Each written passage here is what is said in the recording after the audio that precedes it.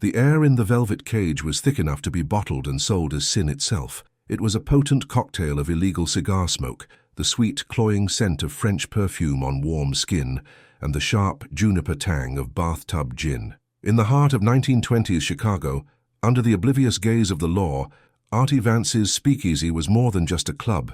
It was a kingdom. And in this kingdom, hushed deals were brokered over sweating highball glasses, and fortunes were made and lost in the time it took for the ice to melt. Tonight, however, the usual clandestine hum of the city's elite had fallen silent, replaced by a reverence so profound it was almost holy. All eyes were fixed on the small circular stage, bathed in a solitary honey-gold spotlight. There a woman stood, her form a slender silhouette in a simple gown of deep sapphire silk that clung to her like a second skin.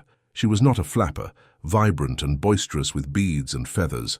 There was a stillness about her, a classic, tragic grace that seemed to belong to another era entirely. Her name was Gloria Dubois, and when she sang, she broke hearts without ever touching them. Her voice, a low, velvety contralto, wrapped around the notes of a mournful blues number. It was a voice that didn't just carry a tune, it carried a story. It spoke of rain-slicked streets at midnight, of handwritten letters never sent, of promises that had turned to dust. Each note was a lament, a teardrop made of sound that drifted through the smoky haze and settled deep into the souls of the men and women watching her. They leaned forward, mesmerized, the gangsters forgetting their rivalries, and the society dames forgetting their diamonds. For those 3 minutes they were all hers, all but one. From the shadows of the mezzanine, in a private booth curtained with heavy crimson velvet, Artie Vance watched her. He did not lean forward. He did not betray a single flicker of emotion on his chiseled face. He sat in a high-backed leather chair, a glass of amber whiskey untouched on the table before him, his posture one of absolute granite stillness. But his eyes, the color of a winter sky, were locked onto her with a predator's unwavering focus. He wasn't just watching, he was absorbing her. He saw the subtle tremble in her hands as she clutched the microphone stand, the way her dark bobbed hair framed a face of pale porcelain perfection. He saw the deep ancient sorrow swimming in her eyes, a sorrow that her voice only confirmed. Most of all, he saw the way the other men looked at her. He saw the raw hunger in their gazes, the unabashed desire, the way their eyes roamed over her form as if they had a right to, and with every lecherous glance, a cold, possessive fury coiled tighter in his gut. It was not love at first sight. It was something far more primal, more absolute. It was recognition. It was the feeling a king has when he first lays eyes on the jewel that will complete his crown, a thing of exquisite, heartbreaking beauty that must be claimed, protected, and hidden from the unworthy gaze of the world. He had built this empire of booze, gambling, and fear with his own 2 hands, clawing his way up from the gutter. He had learned one brutal lesson. Anything of value, anything you truly wanted, had to be locked away. His right-hand man, Clarence, a mountain of a man in a pinstripe suit, stood sentinel by the curtain. "She's something else, ain't she, boss?" he murmured, his voice a low rumble. Got the whole room in a trance. Artie didn't respond immediately. He watched as Gloria finished her song, the final note hanging in the air like a ghost before being consumed by a thunderous wave of applause. She gave a small, practiced smile that didn't reach her haunted eyes, curtsied gracefully, and then slipped behind the velvet curtain at the back of the stage, vanishing from sight. "She sings of loss," Artie said finally, his voice quiet but carrying an unnerving intensity, "like she's lost everything." "Maybe she has," Clarence offered. "Then she has nothing left to lose," Artie concluded, a chilling finality in his tone. He rose from his chair, his movements fluid and deliberate. He smoothed the front of his perfectly tailored jacket and picked up his glass, downing the whiskey in one smooth motion. "Tell the band to play something loud. I don't want anyone to notice where I'm going." Clarence nodded, already moving to carry out the order. The speakeasy, jolted from its reverie, was suddenly filled with the raucous, exuberant brass of a hot jazz tune. Laughter and chatter resumed, the spell broken. But Artie was already moving, a phantom descending the private staircase, his presence parting the crowd before him like a ship cutting through water.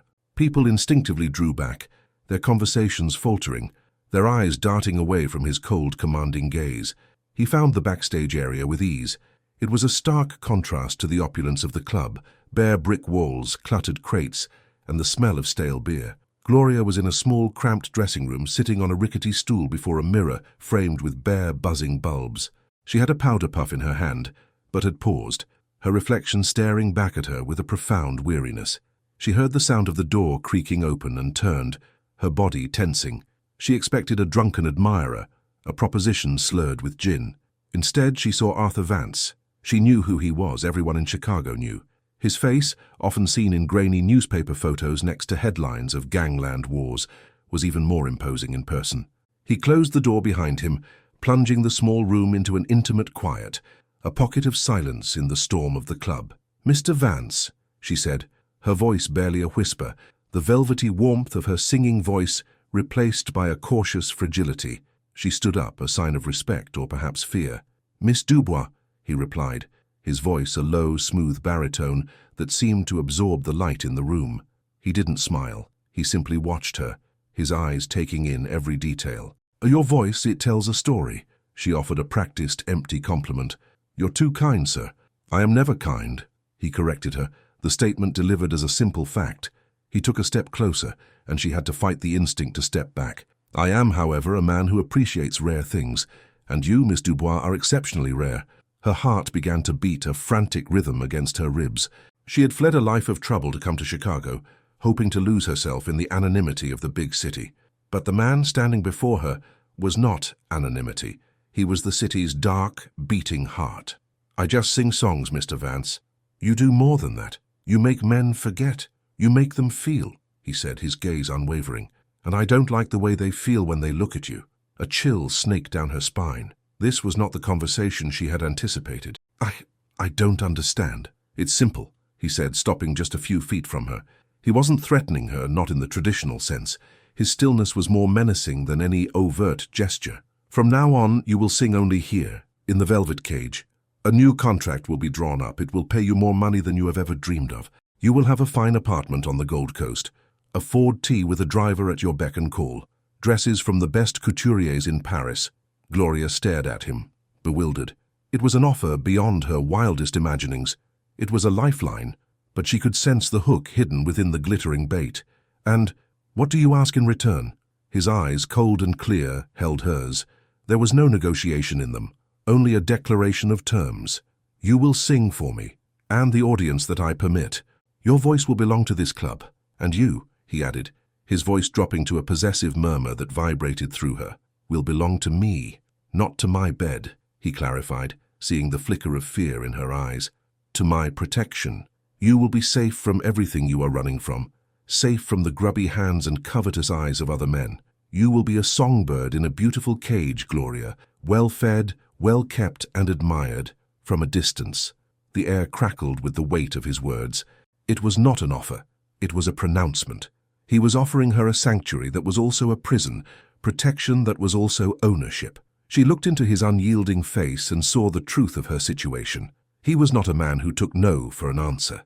And a terrifying, weary part of her, the part that was so tired of running, was tempted by the sheer, unassailable security of his gilded cage. "I will give you everything," he promised, his voice a silken trap. "Everything except your freedom." Gloria looked from his powerful form to her own tired reflection in the mirror, a prisoner with a safe bed or a free woman with nowhere to run. In the world she knew, perhaps they were one and the same. She took a slow, deliberate breath, the scent of his expensive cologne and the faint smell of whiskey filling her lungs. "Yes," she whispered, the words sealing her fate. "All right, Mr. Vance."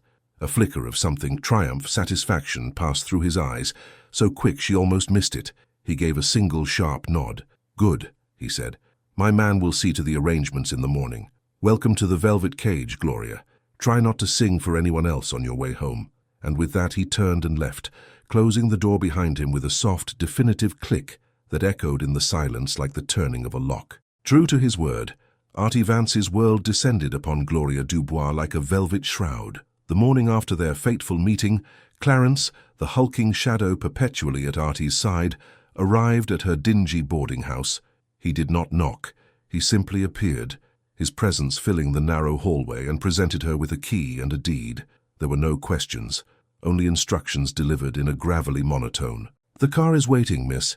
The car was a Ford Model T, not the common functional black tin Lizzie, but a custom town car.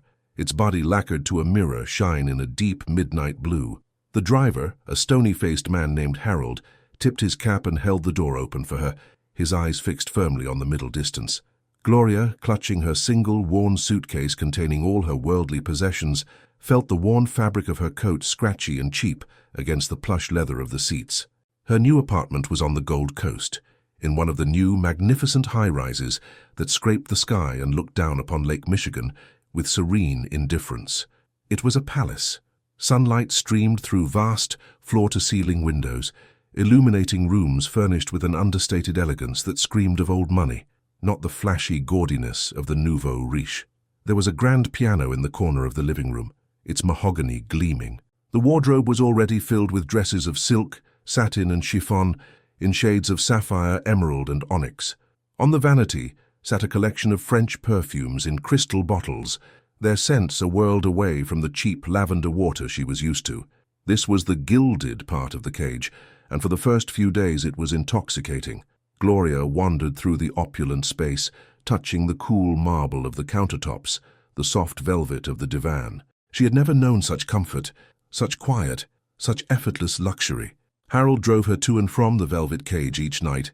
A maid came in the mornings to prepare her breakfast and tidy the apartment.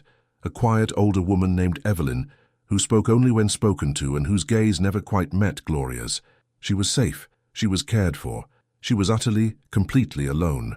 The bars of her cage, though invisible, soon began to make themselves known. They were not made of iron, but of glances, of silences, of unspoken rules that she learned through sharp, chilling lessons.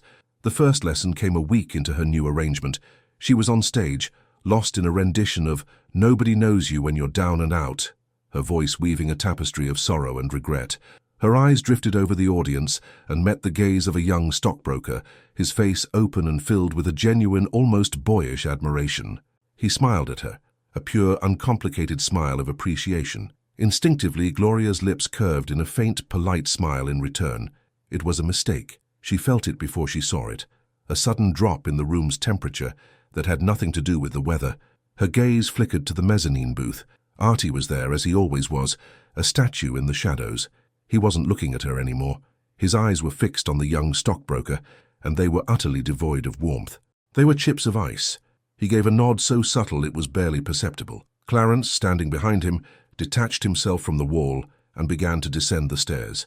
2 minutes later, two of Artie's men, their shoulders straining the fabric of their jackets, approached the stockbroker's table. They leaned in, whispered something brief and inaudible, and the young man's face went pale. He stood up abruptly, threw some cash on the table, and left without a backward glance, his evening and likely his desire to ever return to the velvet cage, ruined. Gloria's voice didn't waver, but a cold sweat prickled her skin. The message was as clear as the crystal of Artie's whiskey glass. Her voice was for everyone, but her smiles were for no one. The second lesson was about conversation. Beatrice, a fiery-haired flapper who danced in the club's chorus line, was a splash of vibrant life in the hushed, controlled world of the speakeasy. One evening backstage, she cornered Gloria by the dressing rooms. "Honey, that voice of yours could make a bishop kick a hole in a stained-glass window," she said with a grin, snapping her chewing gum. "You're the bee's knees. Say, a few of us girls are heading to a little gin joint over on Rush Street after we close up. You should come with." The simple, friendly invitation felt like a lifeline. Gloria's heart leapt at the thought of normal, girlish chatter, of laughter that wasn't part of a performance. "I'd love to," she began, a genuine smile finally reaching her eyes. "That won't be possible," the voice came from the end of the hall. Artie stood there, leaning against the doorframe, his presence instantly draining the warmth from the conversation. Beatrice's smile froze on her face. "Oh, Mr. Vance," she stammered, her flapper confidence evaporating. "Just some girl talk, you know." "Miss Dubois has an early morning," Artie said smoothly, his eyes on Gloria. "She needs her rest. Her voice is a delicate instrument." He pushed off the doorframe and walked toward them. He placed a light, proprietary hand on the small of Gloria's back, a gesture that was both a caress and a claim. "Harold is waiting for you out front." The conversation was over. Beatrice mumbled a hasty goodbye and scurried away. The hand on Gloria's back guided her toward the exit. It was not rough, but it was unyielding. She was being protected, he would say, protected from the cheap gin, the late hours, the meaningless chatter. But Gloria felt the chill of isolation creep into her bones. She was a delicate instrument, to be kept in its case until its owner decided it was time to play. Yet just as the walls of her prison began to feel suffocating, Artie would do something that shattered her resolve. He would reveal a crack in his granite facade, a glimpse of the man beneath the gangster. One night, after a particularly grueling performance, she was left shivering in the alley as Harold brought the car around. The Chicago wind cut through her thin silk dress like a razor. The door to the club opened, and Artie emerged. He saw her trembling, her arms wrapped around herself. Without a word, he shrugged off his own heavy wool overcoat, a garment that probably cost more than her father had earned in a year, and draped it over her shoulders. It was warm from his body, and smelled of cedar, whiskey, and something else, something that was just him. "You'll catch your death," he murmured, his voice rougher, less guarded than usual. His fingers brushed her neck as he adjusted the collar, a touch so fleeting and gentle it made her breath catch in her throat. For that single moment he wasn't her owner. He was her protector. Another evening he joined her in her apartment, something he rarely did. He found her at the piano, softly picking out the notes of a French lullaby she remembered from her childhood. He didn't speak, simply sat in a nearby armchair and listened, his eyes closed. When she finished, the silence stretched on. "My mother used to sing that," he said, his voice quiet and heavy with a memory she couldn't access. A long time ago. It was the first piece of his past he had ever offered her. It was a tiny, precious crumb, but it humanized him.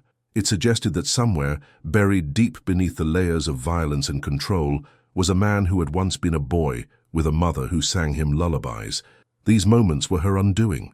They blurred the lines between captor and savior, between prison and sanctuary. She would spend her days feeling trapped, watched, a beautiful object on display, only to have a single gesture, a quiet word from Artie, make her feel cherished and safe in a way she had never known. She was living in a state of perpetual confusion, her emotions a tangled mess of fear and gratitude, resentment and a dangerous burgeoning dependency. She was his songbird, and she was beginning to forget the sound of her own song, the one that wasn't sung for an audience. She was beginning to sing only for him. The rhythm of Gloria's life settled into a strange, hypnotic cadence. It was a life lived between the velvet-draped stage and the sun-drenched silence of her apartment. Days were long, empty canvases she filled with listless melodies on the grand piano, with novels she couldn't focus on, and with long, searching gazes at the distant sailboats on Lake Michigan. Nights were a fever dream of smoke, gin, and song, where she poured all her unnamed fears and longings into her music, a nightly catharsis under the watchful, unblinking eye of Arthur Vance. She had learned the rules of her gilded cage. She kept her eyes downcast, her conversations brief, her existence neatly contained within the boundaries Artie had drawn for her. A part of her had even come to accept it. The fear of the unknown, the gnawing hunger and uncertainty she had known before Chicago, had been replaced by a predictable, luxurious confinement. She was a porcelain doll on a very high shelf, safe from the rough and tumble of the world below. And some days, that was almost enough. The past, however, is not a place one can simply leave behind. It is a patient predator, and it always finds a way in. It arrived on a Tuesday afternoon, delivered by a fresh-faced messenger boy who whistled a jaunty tune. It was a telegram, lying innocuously on the polished silver tray Evelyn, the maid, presented to her. Telegrams were a common enough occurrence. Artie sometimes sent instructions or a change in schedule this way, but this one felt different. The yellow envelope seemed to pulsate with a malevolent energy. Her fingers trembled as she tore it open. The message was brief, stripped bare by the telegraph operator, its words like stones dropped into the placid pool of her existence. "Saw you. He is looking. New Orleans isn't far enough. Be careful." There was no signature. It wasn't needed. The blood drained from Gloria's face, leaving her skin as white as the marble mantelpiece she gripped for support. New Orleans. The name alone was enough to conjure ghosts. It brought back the cloying scent of magnolia and decay, the humid, oppressive nights, and the sound of a man's laughter, a cruel, possessive sound that had been the soundtrack to her nightmares for 2 years. He is looking. The luxurious apartment, her sanctuary, suddenly felt like a glass box. The high windows were no longer a vista, but a vulnerability. The silence was no longer peaceful, but predatory, filled with the imagined sound of footsteps in the hall. She crumpled the telegram in her fist. her breath coming in short, ragged gasps. The man she had run from, the reason she had fled to Chicago with nothing but the dress on her back and a desperate hope for anonymity, was reaching for her again. His shadow, long and dark, was stretching all the way from Louisiana. Panic, cold and sharp, seized her. She had to hide. She had to run. But where? She paced the length of the Persian rug, her silk robe rustling with her agitation. Running from him had led her here, into another man's cage. What would Artie do if he knew? Would he cast her out, an asset with too much baggage? Or worse, would he see this ghost from her past as a rival, another man trying to lay claim to his property? The thought sent a fresh wave of terror through her. She heard the sound of a key in the lock. Her heart leaped into her throat. It was too early. Artie never came to the apartment before dusk. She whirled around as the door opened, and he stepped inside, looking impossibly large and solid in the afternoon light. He was carrying a long, slender box from a florist. "Clarence said you were feeling unwell," he said, his voice a low rumble. He stopped short when he saw her face. His eyes, usually so controlled, narrowed with an unnerving perception. He saw everything in an instant. The stark terror in her eyes, the frantic pulse beating in her throat, the crumpled yellow paper clutched in her white-knuckled fist. "What is it?" he asked. It was not a question. It was a demand. "Nothing," she lied, her voice a thin, reedy thing. "Just a headache." She tried to stuff the telegram into the pocket of her robe, but her hands were shaking too violently. Artie closed the distance between them in two silent, purposeful strides. He didn't raise his voice. He didn't have to. He simply held out his hand. "Gloria, give it to me." A sob of sheer terror and helplessness caught in her throat. She knew it was useless to refuse. Slowly, like a condemned prisoner, she uncurled her fingers and placed the crumpled, sweat-dampened paper into his open palm. He smoothed it out, his expression unreadable as he read the stark message. The silence in the room became heavy, suffocating. He read it once, then a second time. Then he lifted his cold, penetrating gaze to hers. "Who is he?" "No one," she whispered, tears blurring her vision. "It's a mistake. I do not tolerate mistakes." "Or lies," he said, his voice dangerously soft. He took a step closer, and she flinched back against the piano, the cool wood a stark contrast to the heat of her fear. "I offered you protection. That is a two-way street. I protect you from the world, and you give me no trouble. A secret like this is trouble. Who is he, Gloria?" She shook her head, tears now streaming down her face. To speak his name was to give him form, to summon him into this room, into this new life she had so carefully, if miserably, constructed. "Please, Mr. Vance. Arthur, please just let me go. I'll disappear. You'll never see me again. He can't find me if—" "Go where?" He cut her off, a flicker of something dark and possessive in his eyes. "Back to the gutter? Back to whatever hell you ran from? You are mine now. Your troubles are my troubles." He reached out and cupped her chin, forcing her to look at him. His touch was not gentle. It was steel. "Tell me his name." The sheer force of his will was overwhelming. Broken, terrified, and with no other options, she finally whispered the name. "Howard. His name is Howard Gable." Artie's expression did not change, but a new, chilling stillness settled over him. He released her chin and walked over to the telephone on a small side table. He picked up the receiver and asked the operator for a number. Gloria watched, frozen, as he waited, the crumpled telegram still in his other hand. "Clarence," he said into the mouthpiece. There was no greeting. "I have a name, Howard Gable, New Orleans. Find out everything. Where he eats, where he sleeps, who he talks to." He paused, listening to the voice on the other end. "I don't care what it takes. I want it done by tonight." He listened again, his eyes fixed on Gloria, a cold, calculating light in their depths. "Yes," he said finally, his voice dropping to a near whisper that was more terrifying than any shout. "And when you find him, make him a ghost, a bad memory. I don't want to hear his name spoken in this city or any other city ever again." He placed the receiver back on its cradle with a soft, final click. The sound echoed in the silent room like a death sentence. Gloria stared at him, horrified. The full, brutal reality of her situation crashed down upon her. This was his protection. It was not a shield. It was a sword. He didn't comfort her with words or offer reassurances. He did not ask for details or discuss options. He simply picked up the phone and casually, coolly, ordered a man's life to be extinguished, as easily as one might order groceries. He turned back to her, his composure absolute. He seemed to have already forgotten the phone call. He walked over and placed the florist's box on the piano. "Lilies," he said, his voice calm. "I thought they might brighten the room." She looked from the elegant white flowers to his impassive face. He had just condemned a man to death to solve her problem. But it wasn't for her. She saw it then with horrifying clarity. He wasn't protecting her. He was eliminating a threat to his investment. He was scrubbing a stain from a prized possession. The terror she had felt for Howard Gable was instantly eclipsed by the profound, intimate terror she now felt for the man standing before her, the man who owned her, body and soul. The cage was not to keep her safe from the world. It was to keep the world from touching what was his, and she was irrevocably his. The days following the telegram incident were shrouded in a thick, unnerving silence. The name Howard Gable was never spoken again. There was no confirmation of his fate, no whispered report from Clarence. There was only an absence, a void where a threat used to be. Gloria felt it as a cold spot in her soul. Artie had plucked a man from the world for her, and his ability to do so, with such quiet, final efficiency, was more terrifying than any shouting match or display of overt violence. The lilies he had brought sat in a crystal vase on the piano, their white petals a funereal reminder of the price of her safety. They were beautiful, and they were terrifying. She sang with a new, desperate edge in her voice.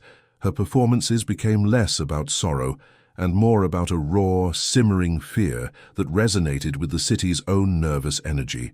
The patrons of the Velvet Cage felt it. They called it passion, a deeper artistry. Only Artie, watching from his shadowy perch, knew its true name, and in his unreadable gaze she saw a flicker of grim satisfaction. He had purged her of her past. She was now a blank page, and he was the only one holding the pen. But Chicago's underworld was a small, incestuous ecosystem. Secrets, like bootleg liquor, had a way of seeping through the cracks. The story of Artie Vance's new singer, the girl with the voice of a fallen angel, the one he kept under lock and key, became a whispered legend in the city's other speakeasies. It was a story of obsession, a chink in the armor of the city's most untouchable gangster. And all stories eventually reach the ears of those who are listening for them. Walter Walt Malone was a man who always listened. Where Artie Vance was a creature of shadow and brute force, Walt was a serpent of silk and poison. He was handsome in a sharp, predatory way, with slicked-back blonde hair, a smile that never touched his pale blue eyes, and suits so immaculately tailored they seemed painted on. He and Artie were the two kings vying for control of Chicago's North Side.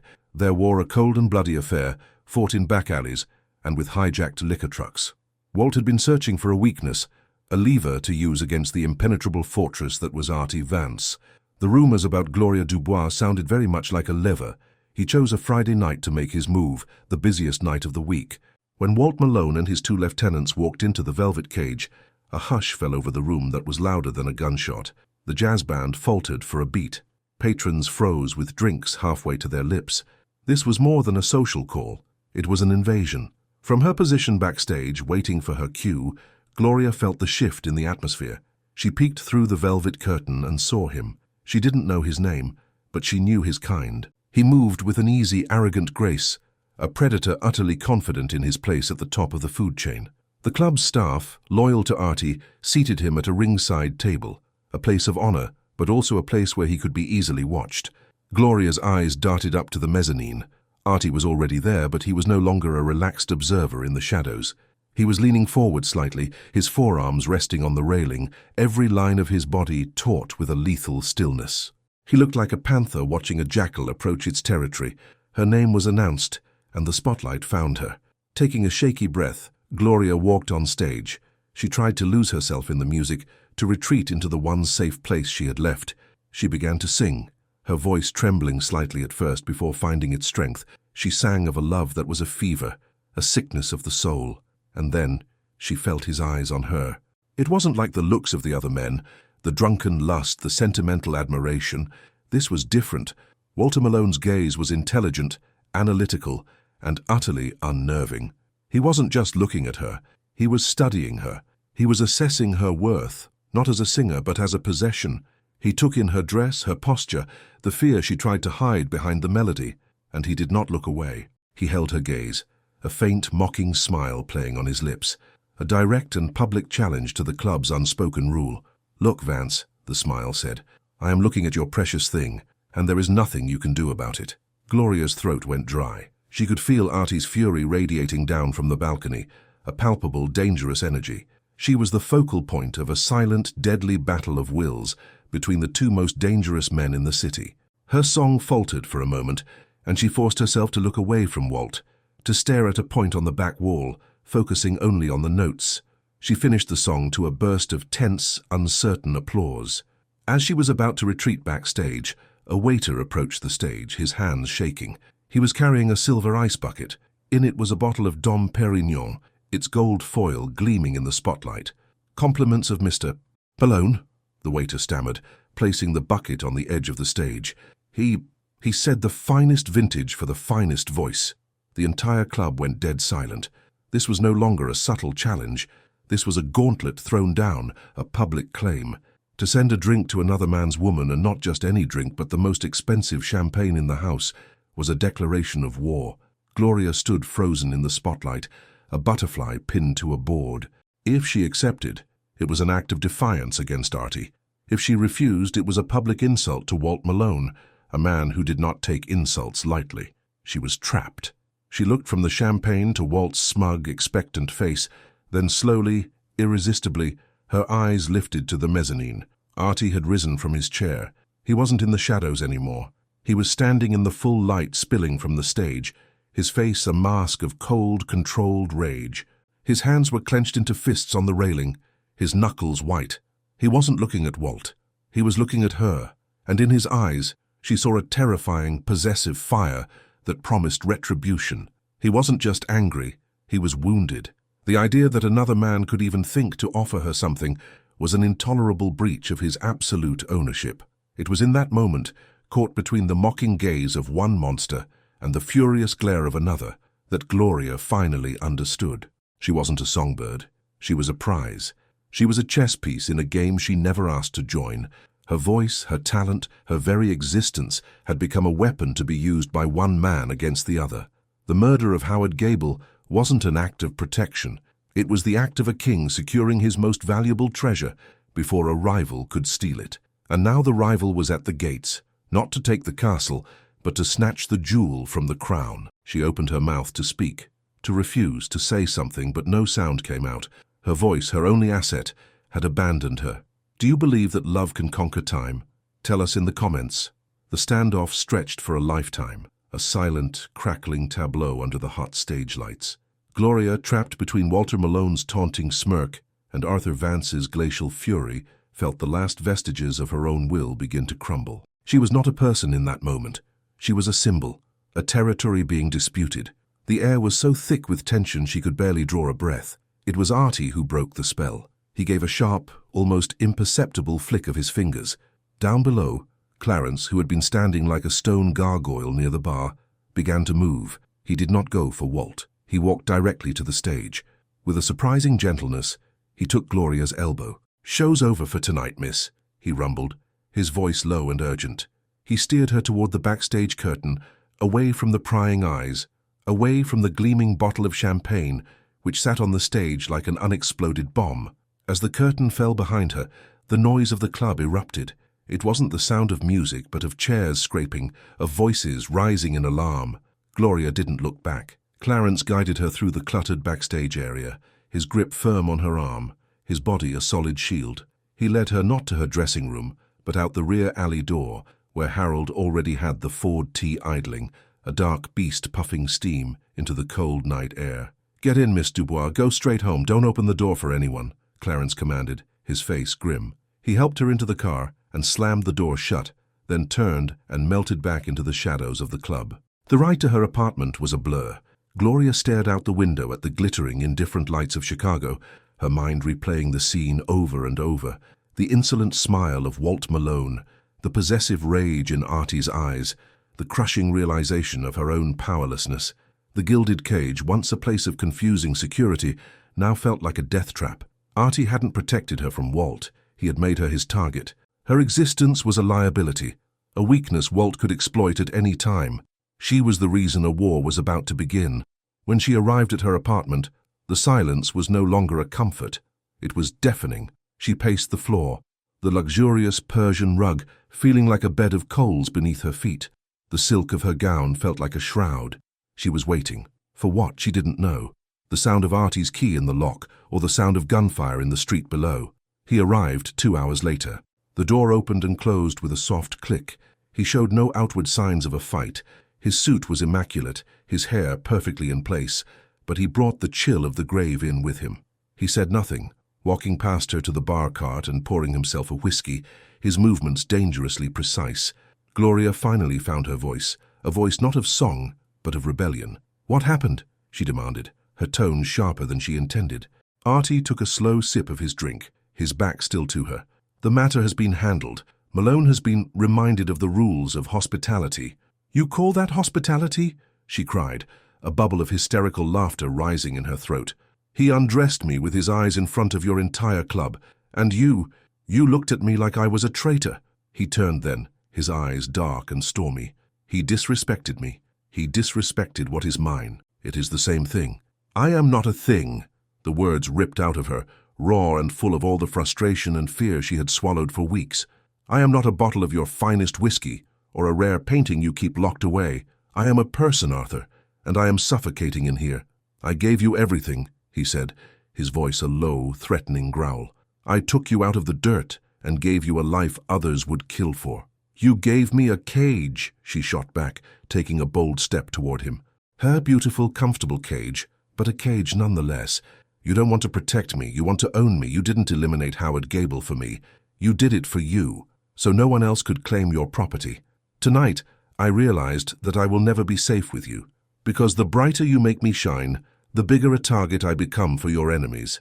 A muscle twitched in his jaw. No one spoke to him this way. He took a step toward her, his superior height casting a long shadow over her.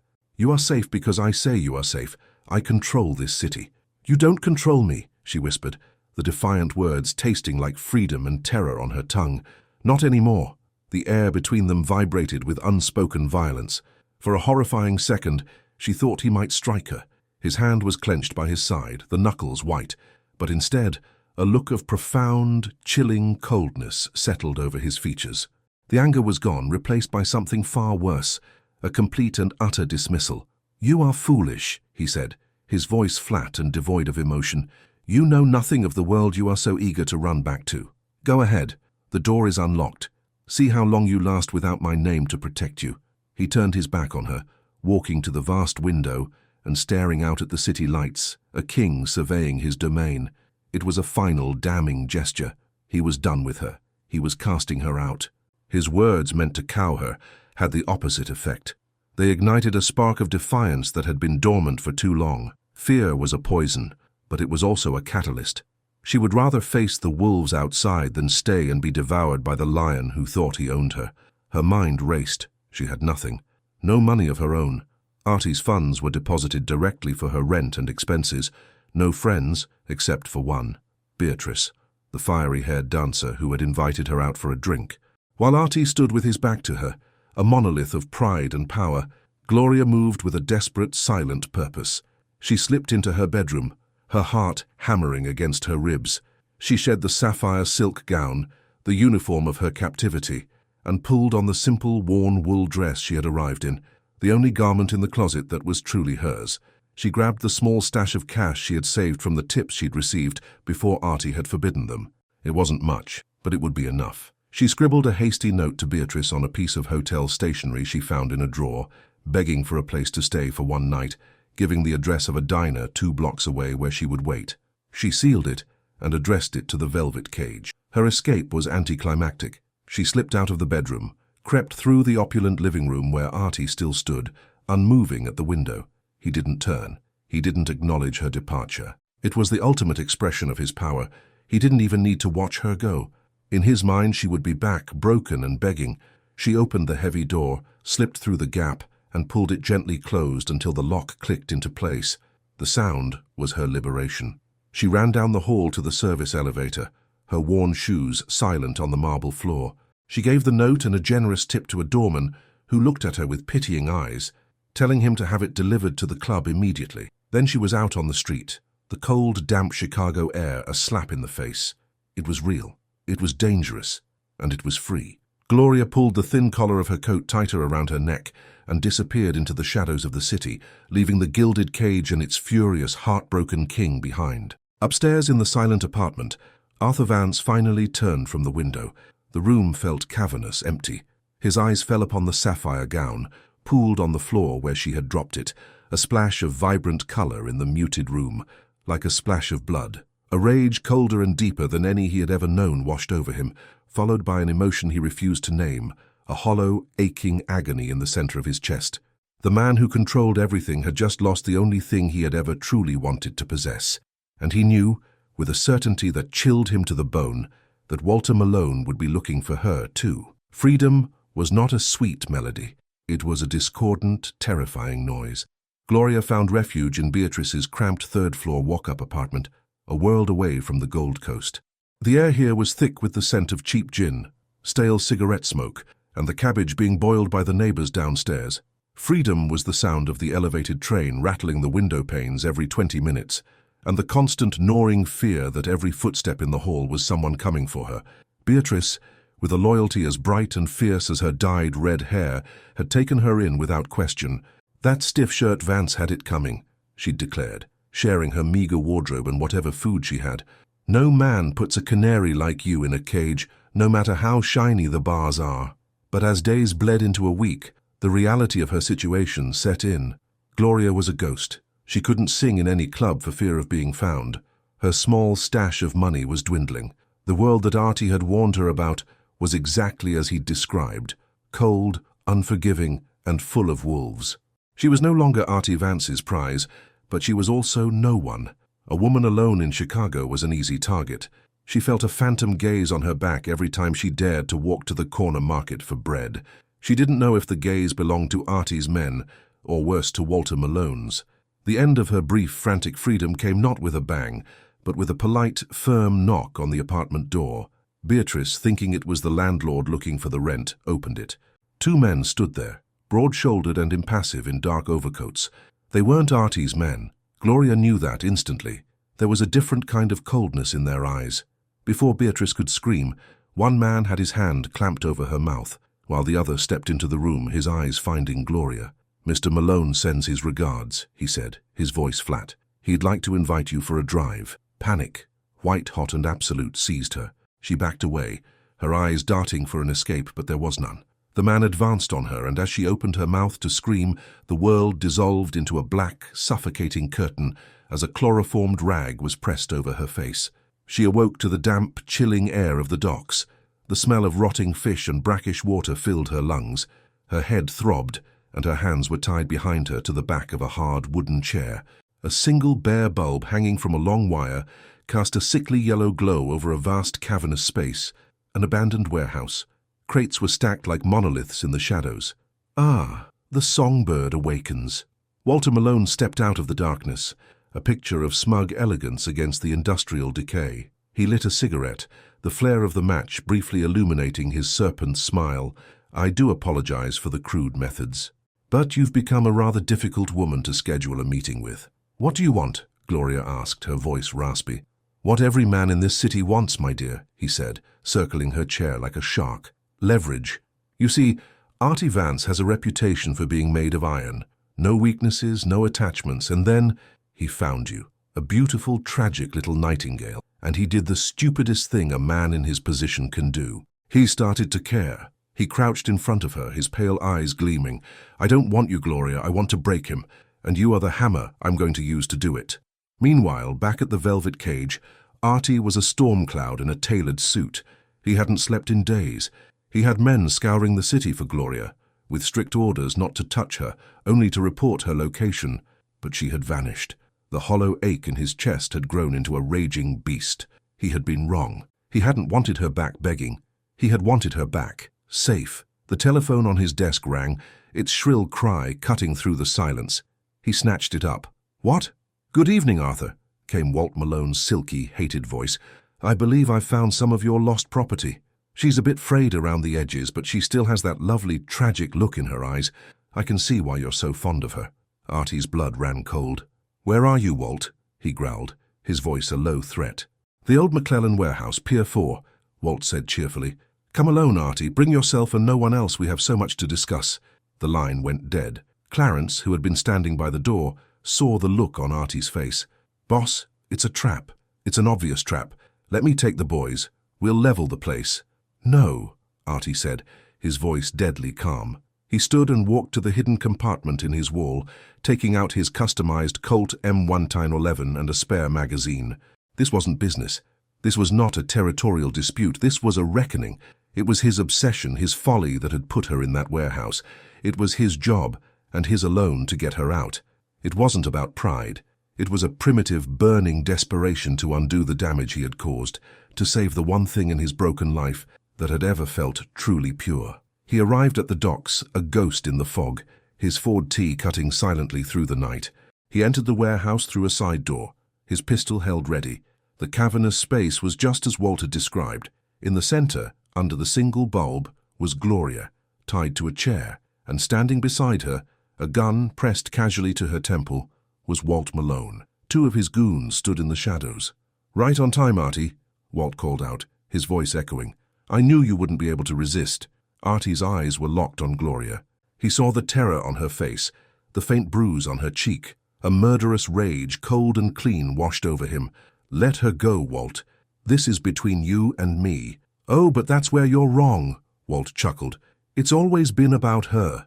In that instant, Gloria knew she was going to die. She was the excuse, the catalyst for the violence that was about to unfold. But as she looked at Artie's face, she saw something she had never seen there before. Not the cold fury of a possessor, but the desperate agony of a man about to lose everything.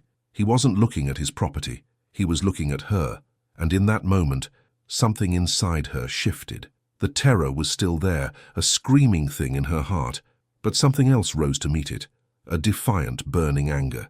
She wouldn't be a passive prize. She wouldn't die as a pawn in their game. The shooting started without warning. Artie fired first, diving behind a stack of crates as Walt's men returned fire. The warehouse exploded into a deafening chaos of roaring guns, the flashes of light a hellish strobe effect. Splinters flew from the wooden crates. Bullets ricocheted with metallic screams. Artie was a phantom of violence, moving with deadly grace, taking down one of Walt's men with 2 precise shots.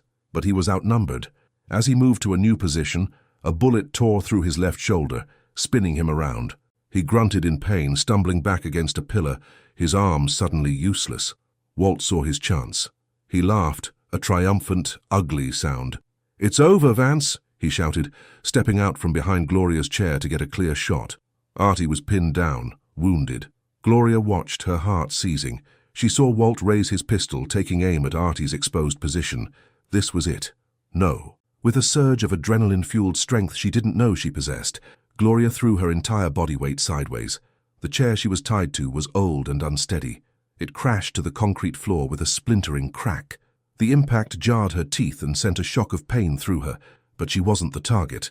Her target was a rusty old kerosene lantern sitting on a nearby crate, a relic from the dockworkers. The leg of her falling chair slammed into the crate, sending the lantern tumbling. It shattered on the floor, and in a whoosh of fire, the spilled kerosene ignited. A wall of flame and thick, choking black smoke erupted between Walt and Artie. Walt cursed, staggering back from the heat and sudden blindness. The distraction was only for a second, but it was all Artie needed.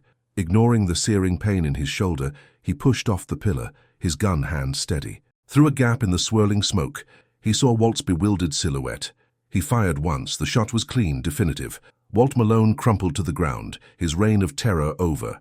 The remaining goon, seeing his boss fall, fired one last panicked shot before scrambling out into the night. The warehouse fell into a sudden ringing silence, broken only by the crackle of the flames and the sound of Artie's harsh, pained breathing. He stumbled through the smoke, his face pale, and kicked Walt's gun away before collapsing to his knees beside Gloria's chair. He fumbled with the ropes binding her hands, his one good hand clumsy and slick with his own blood. The ropes fell away. Gloria scrambled up, her body bruised but her mind strangely clear.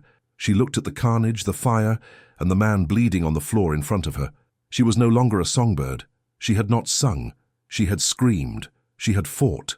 And in the heart of the blood and the fire, she had found her own silent, powerful voice. The ringing in Gloria's ears slowly subsided, replaced by the hungry crackle of the fire and the ragged sound of Arthur's breathing. He was on his knees before her, his head bowed, the strength finally seeping out of him with the blood that stained his expensive suit, a dark, ugly crimson. The cold, untouchable gangster was gone. In his place was a man, bleeding and broken at her feet. She didn't hesitate. Survival instinct, which had screamed at her to run moments before, was now replaced by a different, fiercer impulse. She reached out and touched his good shoulder. "Arthur," she said, her voice surprisingly steady. "We have to get out of here. Can you stand?" He looked up, his eyes clouded with pain and exhaustion. For a moment he seemed disoriented, as if surprised to find her there, still by his side. He gave a grim, pained nod. Using her for support, he managed to haul his large frame to his feet, a low groan escaping his lips. He leaned heavily on her, his arm draped over her shoulders.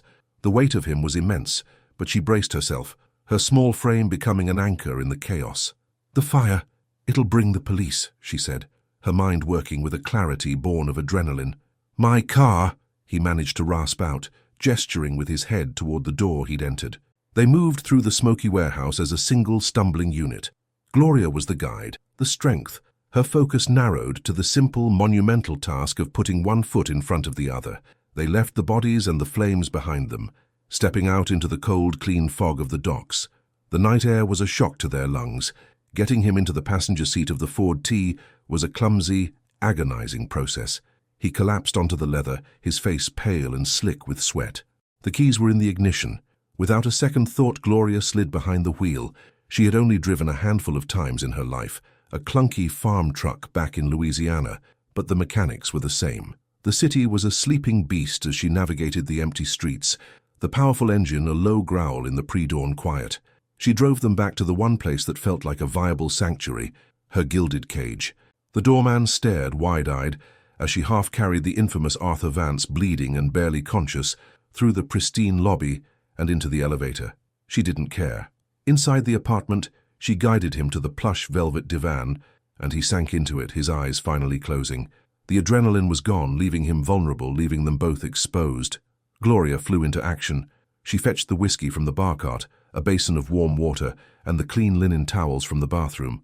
With a pair of sewing scissors, she carefully cut away the fabric of his blood-soaked shirt and jacket, revealing the raw, ugly bullet wound in his shoulder. It was a clean hole, but it was bleeding sluggishly, and his skin was cold to the touch. She cleaned the wound as best she could with whiskey and water, her hands moving with a purpose she didn't know she possessed. He flinched and hissed in pain, but didn't open his eyes. She tore a long strip from one of the linen towels and packed the wound, then bound his shoulder tightly, creating a makeshift but effective pressure bandage. Exhausted, she finally sank onto the floor beside the divan. The first pale grey light of dawn was beginning to filter through the massive windows, painting the room in soft, ethereal shades. The city was waking up. "You should have left me there," he said, his voice a hoarse whisper. His eyes were open now, fixed on the ceiling. "You would have bled to death," she replied simply, not looking at him. "Better that than this," he murmured. "Malone was right. You are my weakness." The words were not an accusation, but a confession, heavy with a self-loathing that startled her. She finally turned to look at him. His face in the soft morning light was stripped of its power and menace. She could see the faint lines of exhaustion around his eyes, the vulnerability in the set of his jaw. She could see the boy who had listened to his mother's lullabies. "Why did you come?" she asked, the question that had been burning in her mind. "Why come alone? You knew it was a trap." He was silent for a long time, the only sound his own shallow breathing. "Because the first time I lost something I cared about," he said, his voice raw, "I swore it would never happen again. I built walls. I bought things. I built an empire, so I would never feel that emptiness again. I thought if I owned you, if I kept you locked away and safe, I couldn't lose you." He finally turned his head on the cushion, his winter sky eyes meeting hers. They were filled with a profound, desolate pain. "My love for you, Gloria. It was selfish. It was the love of a thief for his most prized jewel, and it almost got you killed." He reached out his good hand, not to grab her, but resting it, palm up, on the cushion between them. An offering, a surrender. "You are free," he whispered, and this time the words held no malice, no challenge. They were the sound of a lock breaking. "Truly free. Harold can drive you to the train station in the morning. I'll give you enough money to go anywhere, to start a new life where no one knows your name. where no one will ever look at you again if that is what you wish. He was releasing her. He was admitting that his cage, his protection, was the most dangerous place of all. He was giving her the one thing he had sworn he never would, a choice. Gloria looked at his outstretched hand. She could see the road he was offering her, a quiet life, an anonymous existence, safe from the bloody world of men like him. It was everything she once thought she wanted, but as she looked at the broken man on the couch, the man who had ordered another killed for her, who had faced down a rival for her, who had walked into a trap for her, she realized the truth. Her heart had been captured long ago, not by the cage, but by the flawed, dangerous, and secretly tormented man who had built it. She had run from him to find her freedom, only to discover in a fiery warehouse that her own strength was not something another person could give or take away. She had found it within herself, and with that strength came the freedom to make a choice that wasn't born of fear. Slowly, she reached out and placed her hand in his. His fingers, calloused and strong, curled gently around hers. It wasn't a gesture of ownership, it was a connection. "And what will you do?" she asked softly. "I will heal," he said, his thumb stroking the back of her hand. "And I will learn how to be a man who deserves to be in the same room as you, without needing to own the ground you stand on." A single tear traced a path down her cheek, but it was not a tear of sadness. She stayed there on the floor beside him, holding his hand as the sun rose over Lake Michigan, flooding the apartment with the golden light of a new day. Their story was not a fairy tale. It was a blues song, full of pain, sorrow, and a few perfect, beautiful notes of hope. He was a gangster, and she was his singer. But from that dawn onward, she was no longer his possession. She was his partner, and he, in turn, was no longer her keeper. He was simply her artie. True love cannot be found in a gilded cage. It is not about possession, but about liberation. It is the terrifying, beautiful act of setting someone free, and the profound strength it takes to choose to stay, not out of necessity, but out of a love brave enough to embrace the imperfect and the broken. If this story touched your heart, subscribe for more romances.